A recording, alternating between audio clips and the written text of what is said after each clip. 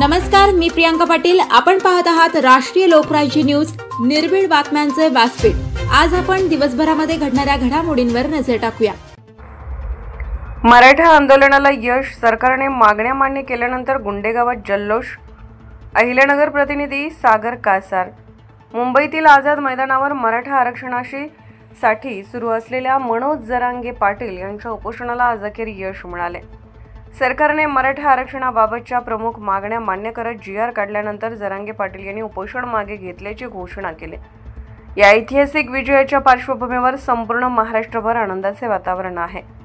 अहिल्यानगर तालुक्यातील गुंडेगाव येथे तरुण कार्यकर्त्यांनी उत्स्फूर्त आनंदोत्सव साजरा केला। गावात फटाके फोडून, गुलाल उधळून व पेढे वाटून मराठा समाजातील कार्यकर्त्यांनी आनंद व्यक्त केला। आरक्षणासाठीचा हा निर्णायक टप्पा गाठण्यात यश आल्याने गावात जल्लोषाचे वातावरण निर्माण झाले होते। यावेळी उपस्थित कार्यकर्त्यांनी सरकारने काढलेल्या GRचे कौतुक केले। हे यश जरांगे पाटील यांच्या प्रदीर्घ लढ्याचे फलित असून समाजातील ऐक्य व निर्धारामुळे हे शक्य झाले, अशा भावना व्यक्त करण्यात आल्या।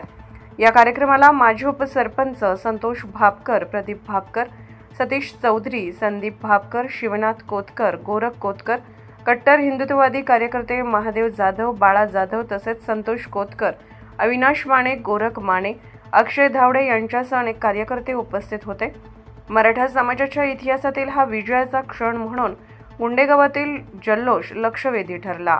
एक मराठा, एक मराठा, छत्रपती शिवाजी महाराज की जय, भवानी जय, शिवाजी जय, भवानी जय, शिवाजी।